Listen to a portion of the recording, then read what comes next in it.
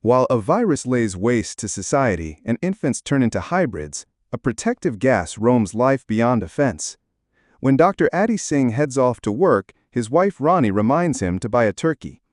At work, he jots reminders on a sticky note, then tends to patients showing cold-like symptoms. That evening, Adi realizes he forgot the turkey and promises to buy one tomorrow. That day, he notices his patient's little fingers trembling as he collects blood samples. Soon, the radio announces that the deadliest virus, H5N9, widely known as the Sick, has killed millions worldwide, and he understands life will never be the same. One morning, he wakes to find his wife has caught a cold, and her pinky finger is trembling. Determined to save her, he rushes to the car despite curfew.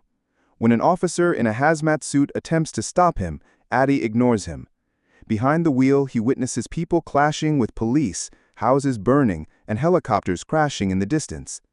At the hospital, there's an elevator where Adi comforts his wife. Later, exhausted, Adi stares at a chocolate vending machine. A nurse arrives, searching for a doctor. She leads Adi to the nursery and informs him that something happened after the outbreak. When he approaches a window, he's stunned to find newborns with animal ears, tails, even wings laughing. Scientists begin searching for a link between— In a national park, Richard Fox and his stepson, Hybrid Gas, flee the pandemic known as the Great Collapse. Richard discovers an abandoned cabin and repairs it so they can live there. Settled in, the father creates a memory book for his son. Suddenly, the boy calls him Pooh-Bah, and Richard is thrilled to hear his first words.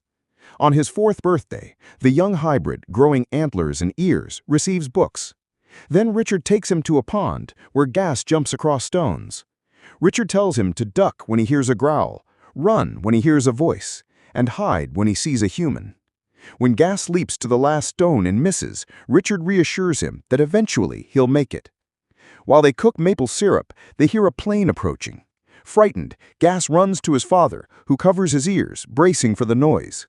A leaflet drops from the aircraft. 3 years later, Gus now sports tiny horns, and Richard gives him a plush dog which the young hybrid calls Dog. Gus carries Dog into the woods while reading. His ear twitches at a sound, and he spots a doe. The animal raises her head and looks at him, and Gus notices their similar ears. Suddenly, a gust blows, and the doe flees. Gus runs too as the sky darkens. He jumps over the pond, swings, but misses the last stone, then stumbles to shore. Back at the cabin, Richard comforts him, saying Mother Nature is simply cleansing the world. Hearing this, Gus relaxes and savors the rain. Later, when the boy asks what lies beyond the fence, Richard warns they can't venture there. Gus recalls his father promising to explain when he was older. That night, Richard describes greedy people ruling the land, and nature and their diseases destroying them. When hybrids appeared, humans feared them for being different. To protect hybrids, nature scorched the world beyond the fence, burning the wicked. Richard's duty is to protect Gus, and all his son needs is— As Richard grows ill, Gas tends to him. One night, Gas finds his father collapsed, clutching a stuffed animal. He lays beside him. The next morning, Richard is gone. Gas finds his burnt glasses and homemade book. He cries alone. Days pass. Gas begins to fish and gathers supplies, watching his father's old recordings. In one, Richard warns him never to leave the fence. But soon he hears poachers and flees.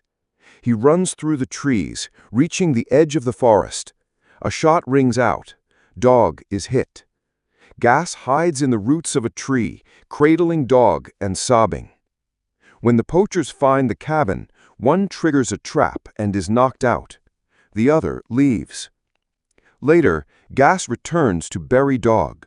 He finds a slingshot. As night falls, a large man, Tommy Jeopard, arrives. He finds Gas and leaves him breakfast.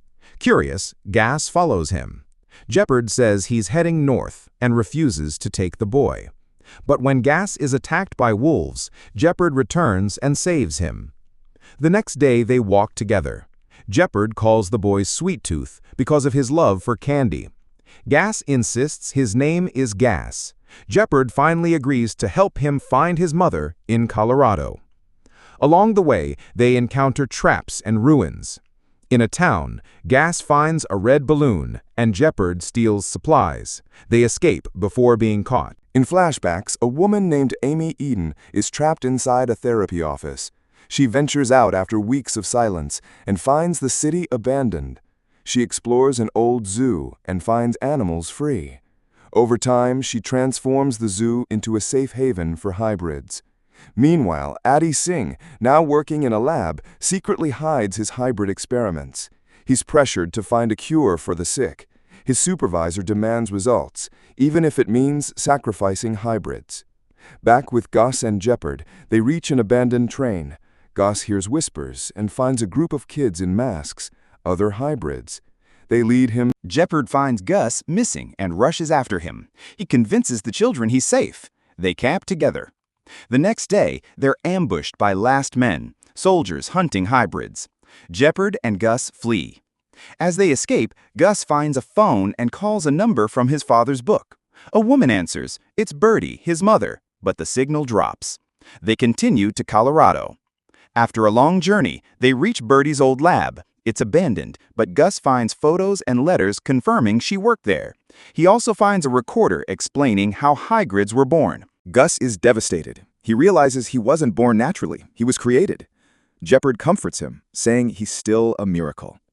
They're then ambushed by last men. Jeopard is wounded while protecting Gus. The boy is captured and taken to a facility where hybrids are tested. At the lab, Adi Singh is ordered to dissect Gus, but seeing the boy's fear, he hesitates. He remembers his own wife and the promise to never hurt a child. He secretly treats Gus and hides him. Meanwhile, Jeopard is rescued by Amy and her rebels. They prepare for